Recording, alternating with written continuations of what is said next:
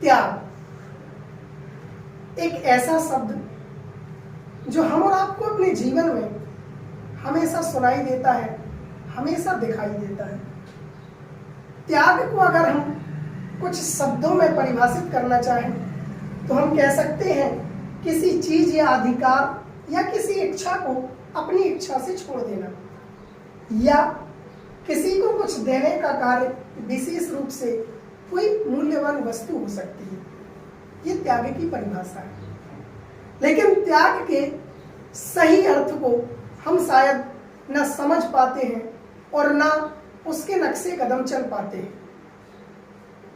मुझे याद आता है रामायण का वह प्रसंग, जब राम रावण का युद्ध चल रहा है, लक्ष्मण को शक्ति लग जाती है, हनुमान जी संजीवनी बूटी लेकर के अयोध्या के ऊपर से गुजर रहे हैं।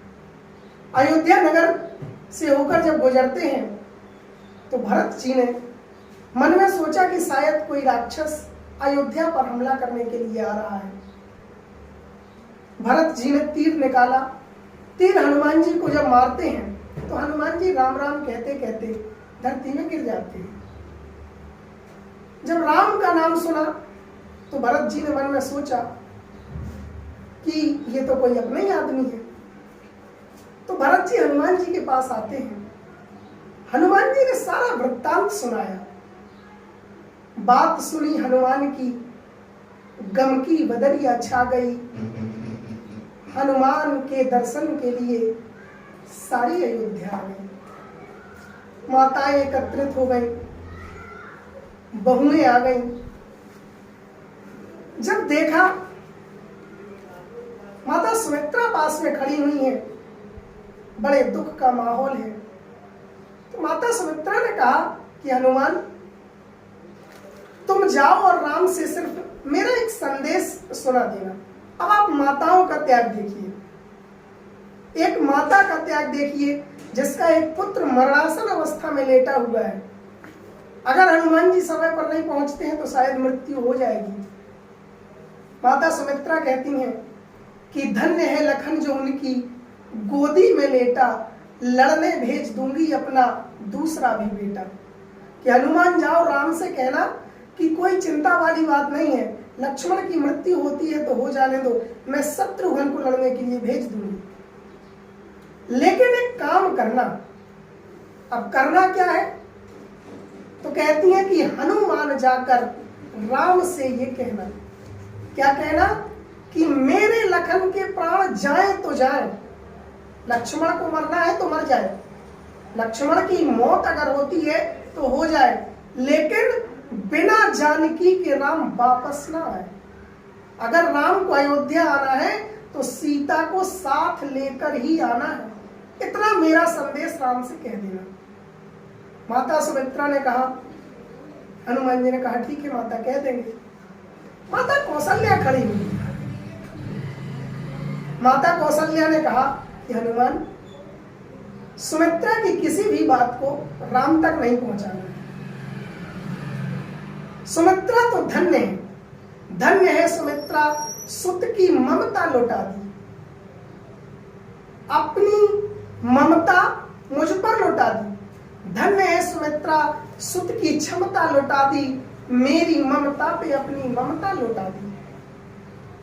तो बोले ये नहीं कहना है कि सुमित्रा ने क्या कहा, कहना ये है कि जब भी तुम अयोध्या वापस आओ तो लक्ष्मण को साथ लेकर ही आना। इतना मेरा संदेश कह देना। सुमित्रा कह रही है कि लक्ष्मण की अगर मृत्यु होती है तो हो जाए, लेकिन सीता को लेकर के आना।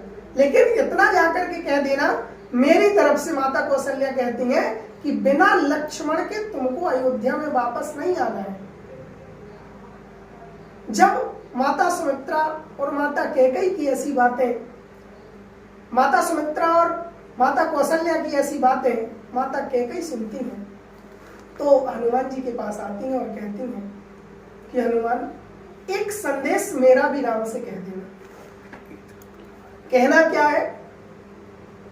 ग्लानि तो माता कैकेयी को हो ही रही है अपने मन में। कहती हैं कि अयोध्या की खुशियों में मैं सहायक नहीं हूं। हनुमान मेरा कोई योगदान नहीं है। मैंने अयोध्या की खुशियों को खत्म किया है।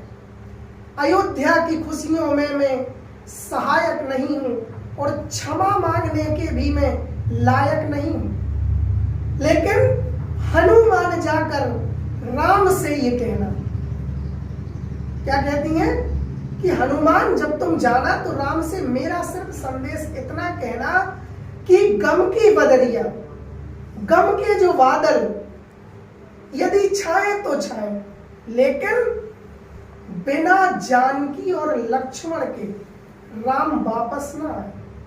अगर राम को अयोध्या आना है तो सीता और लक्ष्मण को अपने साथ लेकर के ही आना है। तीनों माताओं की जब बात हो गई, माताओं में माता सुमित्रा की बात हुई, कौशल्या की बात हुई, कैकेयी का संदेश हनुमान जी को मिला, तो लक्ष्मण की पत्नी उर्मिला खड़ी हुई थी।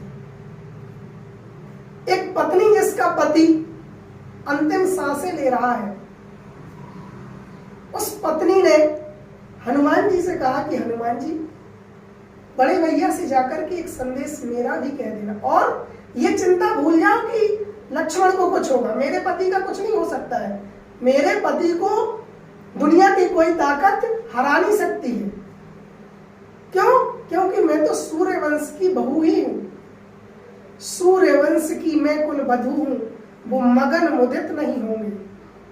और उर्मिला जो कहती हैं कि मांग बहू की उजड़ जाए, कोई ससुर ऐसा थोड़ी चाहेगा कि उसकी बहू विधवा हो जाए। मांग बहू की उजड़ जाए, वो स्वयं उदित नहीं होंगे। सूर्य कभी नहीं निकलेंगे, तुम इस चिंता को भूल जाओ, लेकिन मेरा एक संदेश भेज देना भैया तक।